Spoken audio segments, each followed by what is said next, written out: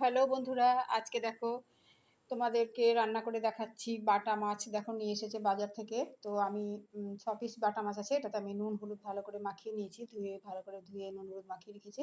আর এখানে দেখো মাছের ঝোলটা করার জন্য লম্বা লম্বা করে আলু পটল আর একটু ঝিঙে কেটে নিয়েছি, এটা দিয়েই আমি মাছের ঝোলটা করব।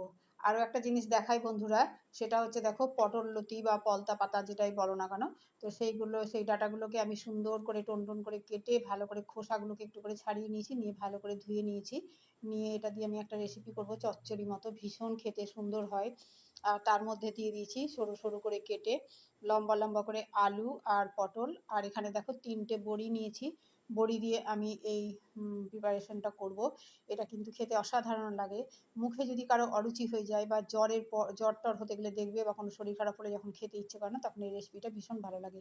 তো কড়াইয়ে দিয়ে দিয়েছি তেল, এটাই তোমাদের সাথে শেয়ার করছি। আর বড়িটাকে একটু ভেজে নিচ্ছি লাল করে। এই বড়িগুলো দেখছো, এগুলো আমার সব নিজে হাতে তৈরি করা। তো হাতে তৈরি করা জিনিস ভীষণ ভালো লাগে, খেতেও ভালো লাগে আর বেশ আনন্দ লাগে। তা আমি অনেকটা করেই করি যাতে সারা বছর হয়ে যায়। আর এই দেখো পটল আর আলু লম্বা লম্বা করে কেটে নিয়েছি। তো প্রথমে আমি আগে লাল করে বড়িটা ভেজে তুলে রাখি, তারপর আমি রান্নাটা করব। তো দেখো তুলে রাখলাম, নিয়ে পটলটাকেও একটু ভেজে নিচ্ছি। পটলটা না ভাজলে ভালো লাগে না, জল জল হয়ে যায়। তো পটলটাকে একটুখানি কড়াইয়ে দিয়ে খুবই সরু সরু করে কেটেছি, তো ঝট করে হয়ে গেল ভাজা। এবারে দেখো আমি কড়াইয়ে একটুখানি সর্ষের তেল দিয়ে ওর মধ্যে দিয়ে দিলাম 5 ফোড়ন। আর 5 ফোড়নটা দিয়ে এবারে আলুগুলোকে আমি এর মধ্যে তুলে দেবো।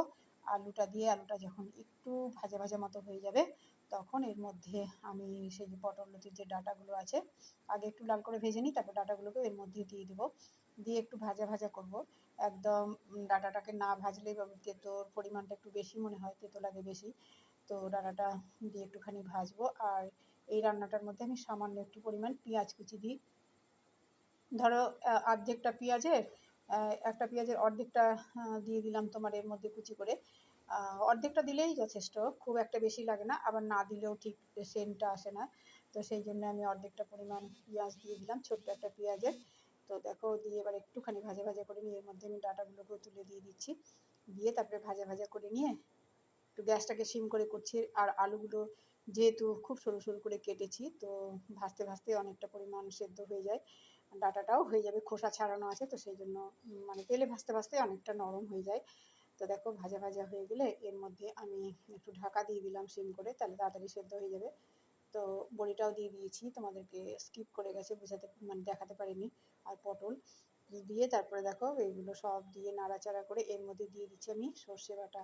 সর্ষে আর কাঁচা লঙ্কা বেটে রেখেছিলাম, তো সেটাই দিয়ে দিলাম। দিয়ে সর্ষে তো জানোই, সর্ষের তরকারি বেশি ভাজতেও নেই, সেদ্ধ করতেও নেই, তাহলে তেতো হয়ে যায়। তো সর্ষেটাকে দিয়ে আমি একটু নাড়াচাড়া করে এর মধ্যে একটুখানি জল দেবো, মানে শিল ধোয়া বাটি ধোয়া জল একটু দেবো। আর একটু চিনি কিন্তু অবশ্যই দিতে হবে। মানে তেঁতুর তরকারিতে বলো, শুক্তো টাইপের কোনো কিছু করতে গেলে বা চচ্চড়ি যে কিছুই বলো না কেন, একটু সর্ষে না মানে চিনি না দিলে ভালো লাগে না। আর তাছাড়া সর্ষে বাটার তরকারি একটু কষটা ভালো লাগে, তো সেই জন্য চিনিটা দিলে ঠিক ব্যালেন্স হয়, ভালো লাগে খেতে। তো দিয়ে দিলাম, দিয়ে এবারে দেখো অল্প পরিমাণ জল দিয়ে আমি এবারে ঢাকা দিয়ে দিচ্ছি। আর গ্যাসটাকে সিম করে দিয়েছি। ঢাকনাটা খুলে যখন জলটা মরে যাবে, তখন এটাকে খুলে আমি একটু নাড়াচাড়া করে নামিয়ে নেব। অনেকে কাঁচা সর্ষের তেল দেয়, তো অল্প পরিমাণ যেহেতু আছে, তো অনেকটা পরিমাণই তেল তেল হয়ে গেছে। ক্যামেরায় বোঝা যাচ্ছে না, কিন্তু বেশ তেল তেল হয়ে আছে, সেই জন্য আমি আর কাঁচা সর্ষের তেল দিলাম না। বড়িগুলো নরম হয়ে গেছে, এগুলোকে আমি একটু ভেঙে দিলাম, দিয়ে এই তরকারিটার সাথে একটু মাখো মাখো করে নামিয়ে নেব। এটা কিন্তু সত্যি খেতে ভীষণ ভালো লাগে শুকনো ভাত দিয়ে। যারা খাওনি বন্ধুরা একবার করে দেখো, ভীষণ ভালো লাগে।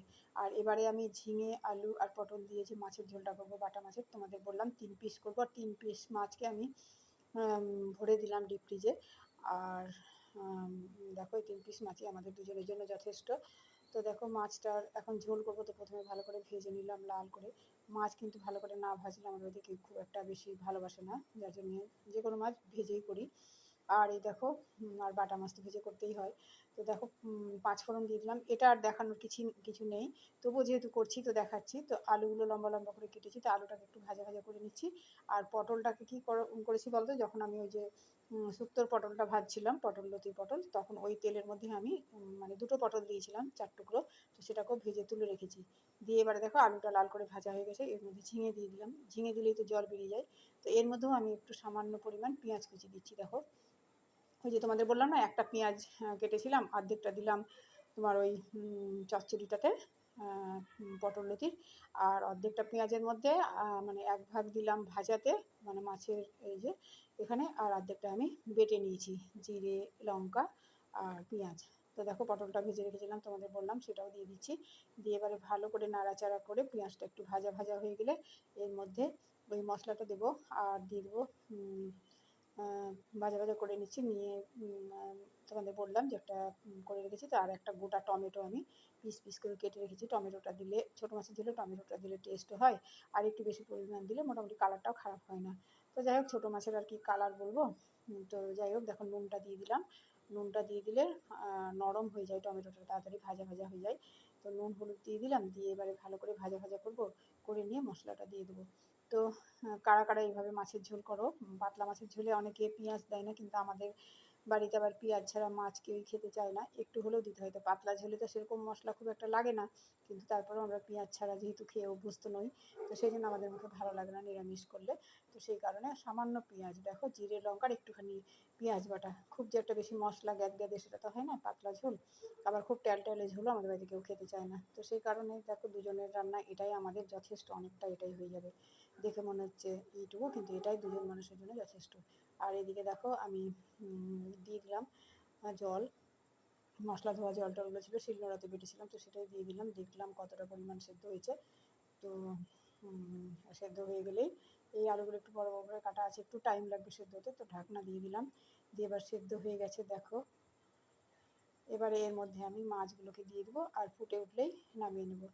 তো এই হচ্ছে আজকে দুপুরে রান্নাবান্নার, বেশি কিছু করিনি, এটাই করেছি আজকে। মানে যা গরম পড়েছে রান্নাঘরে থাকাই যাচ্ছে না। তো তোমাদেরকে রান্নাগুলো এবারে সব দেখিয়ে দিই। মানে দেখিয়েছি তো, তারপরও ভালো লাগে টেবিলে সাজিয়ে দেখাতে। তো দেখো মাছের ঝোলটা তোমাদের দেখিয়ে দিলাম, আর এই যে শক্ত শুক্তোটা, এটা তোমরা করে দেখো, সত্যি খেতে কিন্তু ভীষণ ভালো লাগে, অসাধারণ লাগে। আর একটুখানি করে নিয়েছি আমের ঝোল, এটা আমাদের বাড়িতে এখন প্রতিদিনই হবে।